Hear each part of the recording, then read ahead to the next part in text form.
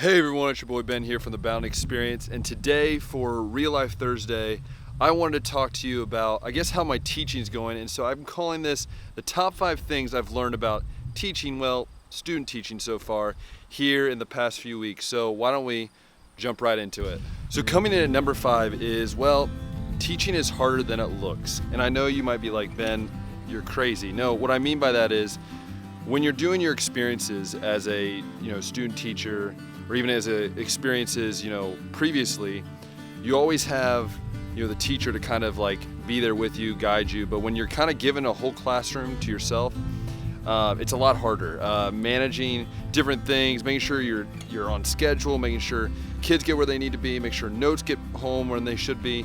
And I tell people that because it's one of those things where you just think, oh well, I'll be able to do it. And it's something that I've learned pretty quickly that it's just one of those things that you have to get used to in order to be a better teacher every day. And that was number 5, and now let's move on to number 4. The 4th thing that I have learned over the last few weeks of starting the student teaching and doing all this is that you have to know your weaknesses. And for me, that's something I didn't really realize coming into student teaching. I've always had jobs or different things like that where you learn about those weaknesses, but to truly know your weaknesses, I think truly helps you become a better teacher. I know one of my weaknesses is that I tend to focus on a few different students rather than the whole class sometimes, or I notice that I sometimes raise my voice in a way that might discourage some kids. And so I just have had to learn that you have to be able to understand your weakness in order to let God use you in the way that you need to be used. So I think that is probably higher than 4, but for me it's 4. But again, it's just knowing your weaknesses and knowing what's best for you in order to grow. And so that is number 4. On to number 3.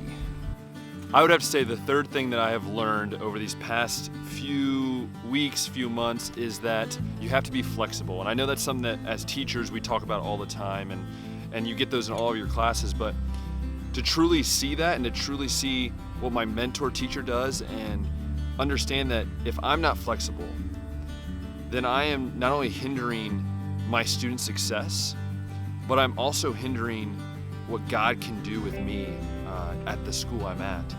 And so I would have to say being flexible could honestly be number 1. Because I think being flexible is one of those things where when you come home at night and you're like, wow, I get to relax, but then you realize something's due or you need to do something, it's the realization that you need to do that for your students to succeed. And I think, again, that's just something that I've been able to see more and more as I've been in the school. But I also look back and I see my mom and see how she was so flexible all these years of doing stuff for us, but then also doing stuff while she taught. And that truly is something that I've truly seen, and I truly appreciate more now than ever, is to just see what flexibility really has when it comes to teaching. And so with that, we're going to move into number 2. The 2nd thing that I've learned over the last few weeks is realizing more and more that you can't do this on your own. You can't possibly student teach or even teach on your own. And I think that comes with the realization that you need to humble yourself. You need to understand that there are people there to help you, from professors to other teachers to your mentor teacher. The one thing I've learned after switching placements and after doing other things, that your relationship with your mentor teacher is probably one of the biggest things that can either hinder or help your placement. And I love my teacher. She has been such a help for me, encouraging me when I went through a tough patch. She was really encouraging so far, and honestly our relationship is really great, of being able to sit down, plan, but also have fun and to just talk about what God's doing. And again, I think that is so crucial as a student teacher, but even as a teacher, is to have those people that you can just lean on and to help you. And I think one of the bigger things is also the principal. I love the principal at this school. I've known him for a while, so he's just an awesome man. And I'm super excited to just see what the rest of this semester entails, how we can grow in a relationship and hopefully, be able to use him as a resource for years to come. And I guess most importantly, and it's something that I'm going to talk about next, is God. You can't do this by just showing up every day and saying, all right, here we go. You can't. And that's something that I truly love, is the fact that with God, everything is possible. And with God, the toughest students become easier, and the easy students you can challenge more, because God truly uses you if you put your faith in him every day for you to just go for his glory. So again, I think that is the key, is you can't do this alone. So that is my second thing. But my top thing that I have learned, well, here it is. And my number one thing is that God has a plan.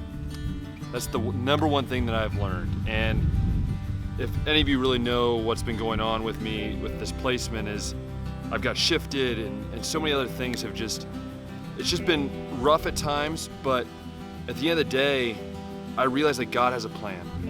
And I think we can't forget that. And I know I'm talking about teaching right now, and I know this is what this video is about, but I challenge each and every one of us to look at our lives. Are we worried about the day-to-day task of our job? Are we worried about the day-to-day task of our school or whatever we're doing? Or are we focused on the mindset that God has a plan? And for me, God's plan was, hey, I'm gonna be at another school for like the first 2 weeks, and then I'm gonna be shipped somewhere else. Was it frustrating? Yes. Was it discouraging? Yes. Was it hurtful? Yes, at times. But I left that school to be at a better school, to be in a better situation. And in this situation, I'm able to see my students every day come with the fire to learn and to grow in the Lord, and also to grow in their studies. Has it been easy? No. Will it be easy? Probably not. But what I do know is that God is doing something amazing in each and every one of our lives. And are you willing to take the time to accept that his plan is greater than your own? I hope you are, and I really do. And so I hope today's video was just a way to bring that joy, bring that, realization that there is bigger and there are better things out there if we focus on what God is doing in our lives.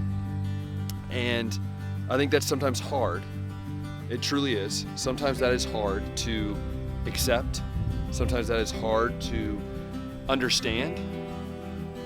But at the end of the day, whatever we're doing, whether for me it's teaching, or whether for you it's working somewhere else, God is doing something amazing. And so I hope it just brought you a little knowledge of what's going on in my life, but also a little knowledge on what I've loved about this teaching, what I've learned, because I do want to grow. And so with that, if you love this video, hit that thumbs up, like it. That shows me that you love these videos. And I guess the second thing is click that subscribe button, because if you click that subscribe button, that means, well, you want to see more of my face. But no, and also, if you know a teacher that is struggling, or you know someone that's struggling with just understanding what to do in their life or what God's doing, share this video. Hopefully it will encourage them. Hopefully it will bring them to a little bit more of understanding of how God does have a plan. And so again, as always, we'll see you next time.